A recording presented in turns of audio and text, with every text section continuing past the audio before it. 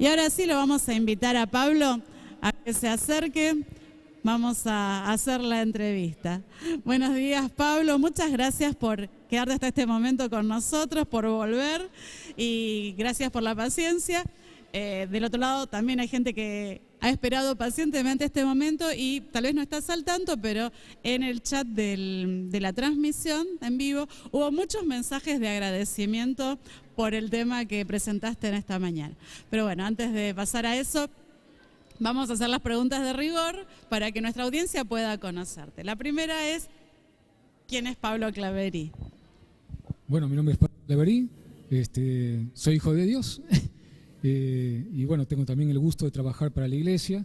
Desde hace 30 años que trabajo para la iglesia, primero como preceptor, luego como profesor de Historia Sagrada en el Instituto Florida, y desde hace 24 años trabajo en Casa Editora, en la redacción como corrector y editor. Más corrector que editor, pero ocasionalmente también como editor de libros. Bueno, tengo 3 hijas, tengo 2 mellizas de 20 años, Celeste y Natalie, y otra más chiquita que la semana que viene cumple 19, se llama Daniela, las 3 estudiando, una estudia psicología, otra enfermería, otra arquitectura, así que bueno, estamos muy ocupados entre el trabajo y la familia, haciendo lo mejor posible, ¿no? Hobbies, bueno, me gusta mucho, por supuesto, la lectura, me gusta ver buenas series y películas de televisión, me gusta también la música religiosa, música secular, discriminando lo que creo que es bueno, que me hace bien. Creo que esos son mis hobbies, básicamente, sí. Bueno, yo estudié teología en lo que hoy es la Universidad Adventista del Plata, en aquel entonces era Colegio Adventista del Plata, me gradué el año 1990, así que hace ya 32 años. Estudié la carrera de teología y posteriormente estudié la carrera de counseling o consultoría psicológica. Una tecnicatura que tiene bastante que ver con la psicología y una tarea bastante afín a la que hacen los psicólogos. No ejerzo. Segunda pregunta, Pablo. ¿Cómo conociste a Jesús?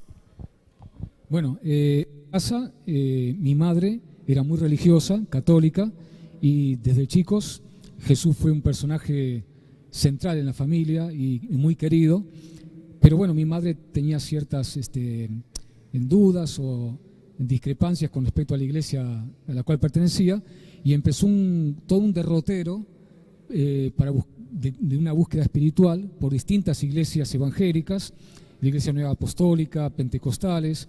Incluso en su búsqueda espiritual también incursionó un poquito en la lectura de libros que hoy llamamos de la nueva era. Estoy hablando de la década del 60, donde todavía no era muy conocido el fenómeno.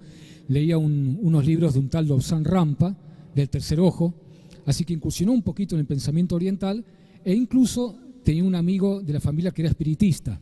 Así que ella, digamos que en esa búsqueda espiritual deambuló por algunos lugares un poquito peligrosos, espiritualmente hablando, hasta que un poquito, no digo cansada, pero tratando de agotar posibilidades de búsqueda, se enteró de que una compañera de trabajo asistía a la iglesia, a determinada iglesia cristiana. Entonces le dijo, bueno, por favor que venga un pastor a casa, ¿no?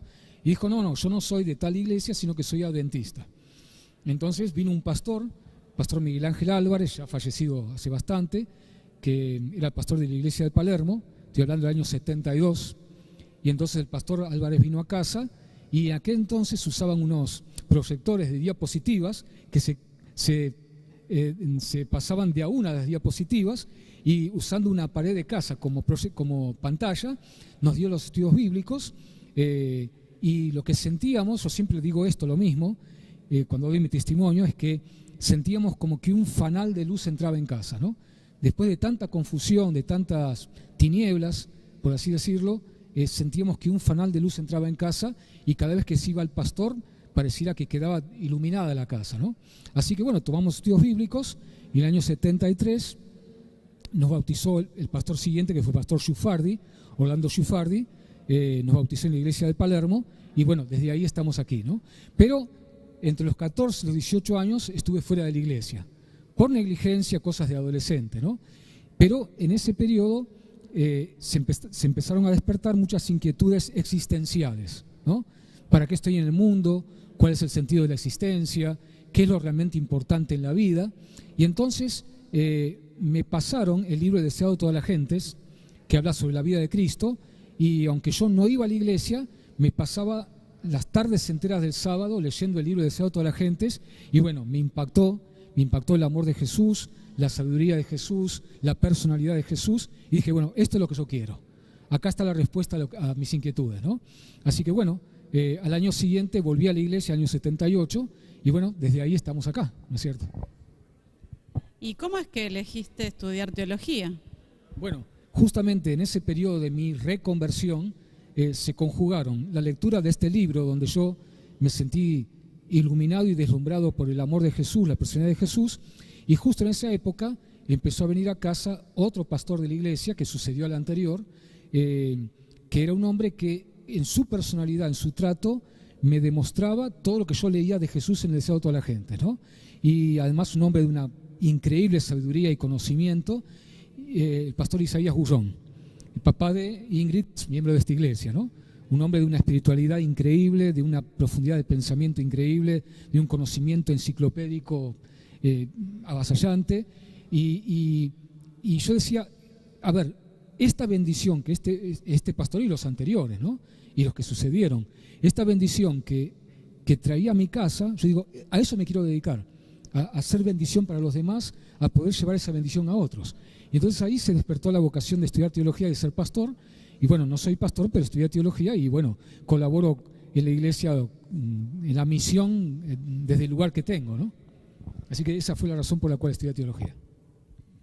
El tema de esta mañana, Pablo, que ha despertado tanto apoyo, tanta simpatía, tan lindos con... Polémicas, seguramente polémica también. ¿Querés contarnos un poquito más? Sí. Bueno, como lo dije de alguna manera en el sermón, tengo este peso en el corazón de charlar con muchos hermanos de la iglesia y lo he visto en mi propia experiencia, de muchos hermanos que viven, uso esta figura de la espada de Damocles, ¿no? Conocen en la mitología griega a una persona que estaba condenada en una espada que pendía sobre su cabeza de un hilo, que en cualquier momento el hilo se cortaba y le partía la cabeza en dos. De ahí es la expresión que usamos, tener una espada de Damocles, cuando hay algo que nos amenaza, una cosa que en cualquier momento se nos viene el mundo encima y viene un desastre, ¿no?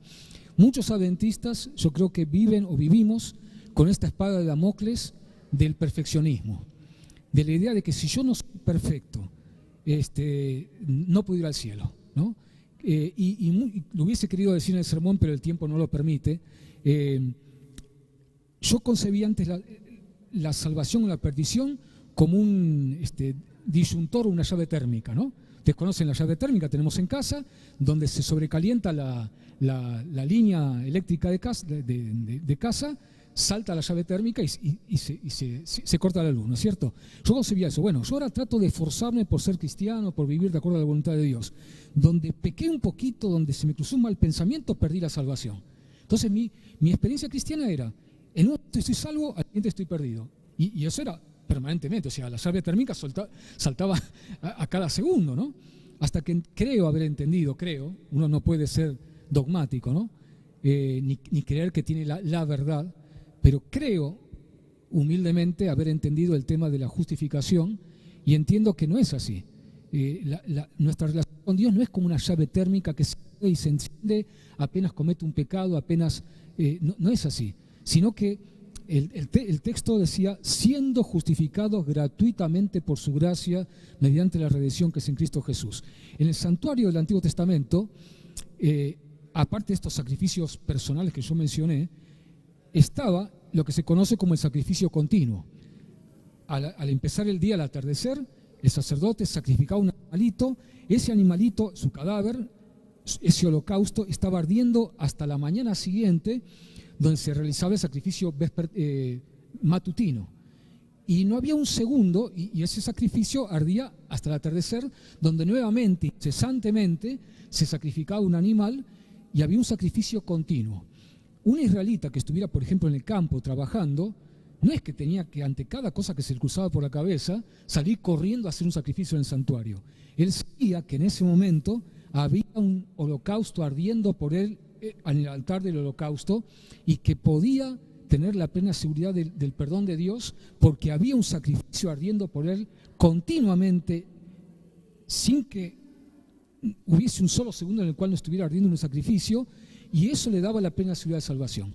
Nosotros hoy, gracias a que, como dice Hebreos capítulo 7, versículo 25, Jesús vive siempre, perpetuamente, para interceder por nosotros, tenemos un Salvador que no solamente murió en la cruz, sino que ahora, permanentemente y para siempre, como dice Hebreos capítulo 7, vive para interceder por nosotros y su sangre está siendo ofrecida permanentemente por nosotros. Entonces, por supuesto, como cristiano que ama a Cristo, procura hacer la voluntad de Dios, procura santificarse para gloria de Dios y por amor a Cristo y no por otra motivación, como consecuencia de ser salvos, pero con la plena seguridad de que en todo momento la sangre de Cristo está abogando por mí en el santuario celestial. Y hasta que Cristo venga a buscarnos, no haber un solo segundo en el cual Jesús no ofrezca su sangre por nosotros en el santuario, y eso hace que mi salvación no sea como una llama térmica que se apaga y se prende.